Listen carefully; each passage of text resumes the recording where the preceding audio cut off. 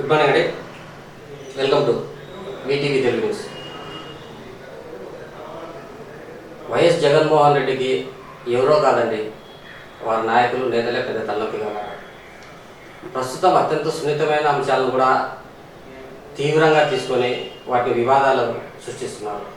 ఇదే నేపథ్యంలోనే ఈరోజు నందిగామలో వినాయక మండపం దగ్గర చికెన్ బిర్యానీ పెట్టి ఒక మాజీ ఎమ్మెల్యే, ఒక ఎమ్మెల్సీతో పాటు 20 మంది అరెస్ట్ అయ్యారు.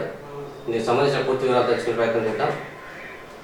నందిగామలో గాంధీ సెంటర్లో ఒక పెద్ద వినాయక విగ్రహం ఏర్పాటు చేశారు. ఈ నెల 27వ తేదీ నుంచి అక్కడ ఉత్సవాలు కూడా భారీ ఎత్తున నిర్వహిస్తున్నారు.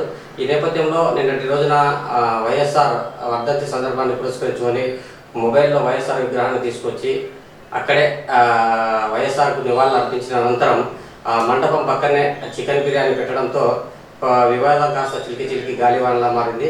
దీంతో ఈ అంశం సున్నితం కావడంతో అక్కడ ఉన్న ఆ ప్రాంత సిఐ వివిఎల్ నాయుడు గారు పలుసార్లు వారించినప్పటికీ ఆ నేతలు ఖాతరు చేయలేదు. ఈ నేపథ్యంలో మాజీ ఎమ్మెల్యే మొండితోక జగన్మోహన్ రావు, ఎమ్మెల్సీ మొండితోక అరుణ్ కుమార్తో పాటు 20 మందిపై కేసు నమోదు చేశారు అక్కడి ఎస్ఐ శాతకర్ణి గారు.